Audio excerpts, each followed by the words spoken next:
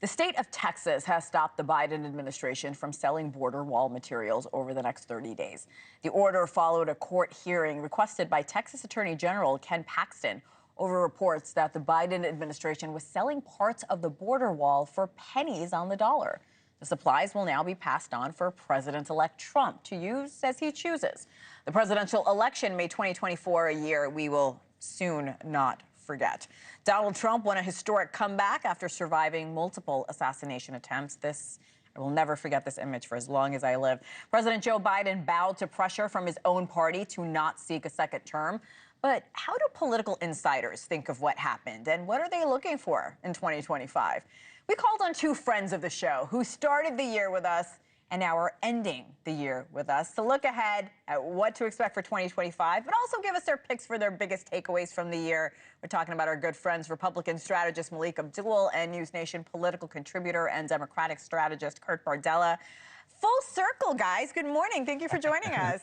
Good morning. Thanks for having us. So we tasked both of you with giving your three takeaways from 2024. I know this wasn't easy because the three of us have talked about so many things this year. Melik, I'll start with your list first. This includes the election of Trump, the influence of the Democratic Party, and of course, the legacy of Biden. Walk us through your list here. Well, so a couple of things here. I think the biggest thing with regard to Trump, it's not simply that Donald Trump won. Yes, he won the Electoral College. He won the popular vote, something that George Bush hasn't done. I think another Republican hasn't done since George Bush, maybe 2004. It was also the efforts to make sure that Donald Trump is not able to run for president again. So going back from when he was running for president and when he was president of the United States, the Russia collusion investigation, the impeachments, the cases against him, all of these things, a number that Donald Trump did not run for president. And so the fact that he did, in the face of all of that, I think that is a huge thing. On the issue of whether or not, how willing are Democrats willing to work with Donald Trump, or even the Democratic Party, I'm sorry, because I forgot the second point that I made. I had to look at them. But Democratic Party, what happened? I think that is another big issue, because it was almost simply like a collapse of the Democratic Party's natural constituency. And the fact that Donald Trump was able to make inroads in those constituencies is a very significant thing with Barack Obama himself. And I think that now the Democratic Party probably will have a similar problem that the Republican Party had when it came to Reagan, meaning that Barack Obama, there was a break, but now Barack Obama's influence on the Democratic Party is waning. And I think that is another one of the important things. And I forgot what my third point is. No, you went through all of them very, very well. Kurt, let me move on to you. You mentioned legacy media versus new media, personality over substance, and how social issues play for each party. Break it down for me, my friend. Yeah, this was an election in which Democrats went all in on social issues instead of talking about the economy and inflation. And we saw with the results of the election that the social issues were actually a backfire for the Democratic Party. They lost ground in virtually every demographic when you compare it to 2020. And when that happens, you have to look at, well, what were you actually talking about? What words were you using? What subjects were you investing time in? And the fact that Republicans spent something like $100 million using ads targeting the LGBTQ issue against Democrats shows that worked out. I think looking ahead, you look at how personality in this election trumped substance. That this was not an election about who had the best plan for this, the biggest proposal. This was an election about personality. And ultimately, between Donald Trump and Kamala Harris, the American people chose Donald Trump. And finally, the role of legacy media, as we have always known and expected it to play a role in politics, is changing completely. The rise of podcasts, the rise of YouTube and Instagram and TikTok and all these platforms and personalities, that we are in the era of infotainment, where people who present the news and present information in an entertaining fashion and talk about it casually. Just go look at what your kids are looking at on their iPad. Look at the rise of people like Mr. Beast. This is not the era of Peter Jennings, Dan Rather, the network news anchors. We have more choices than ever to get information, and people are choosing to go wherever they want for that information. That is changing completely how we approach communications and strategy in politics. Also doesn't help the echo chambers that a lot of us end up in, but that's a really good point. Let's move on to 2025, guys. Many Americans say immigration is one of the top issues facing our country.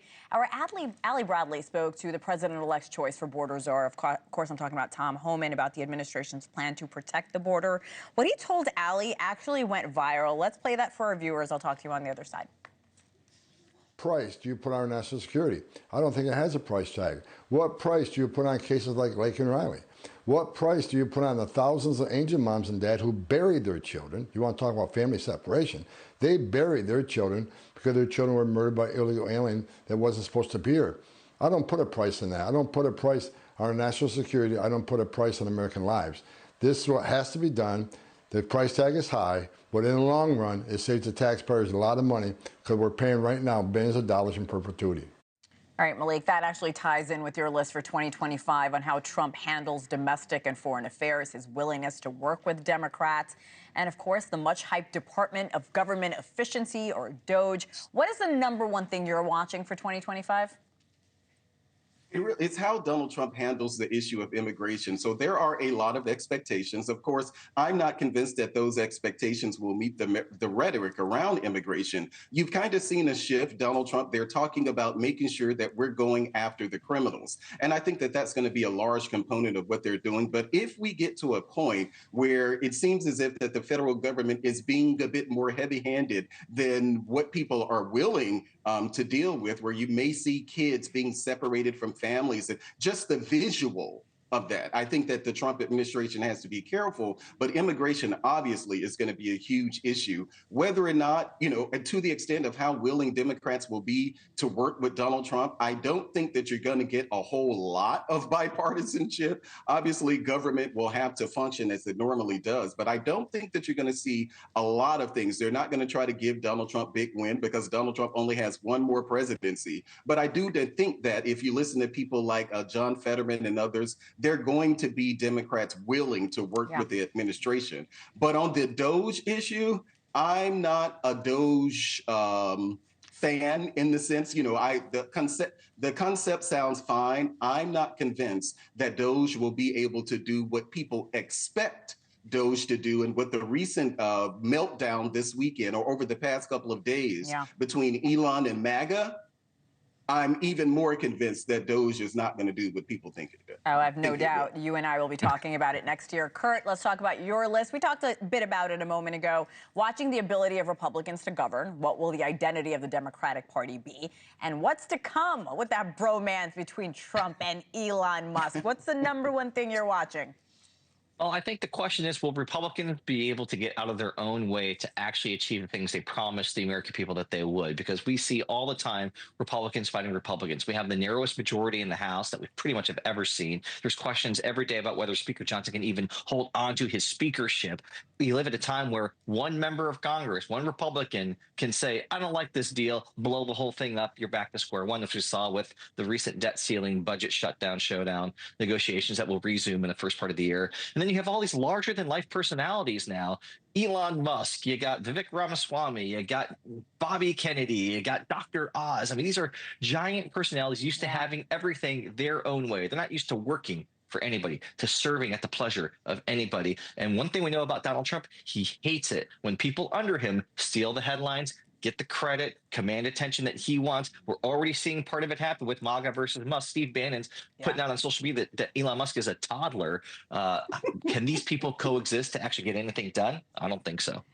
Guys, it was a great year on Morning in America. Thanks to you two. Cheers to 2025 as well. Happy New Year, Melik Abdul, Kurt Bardella. Thank you.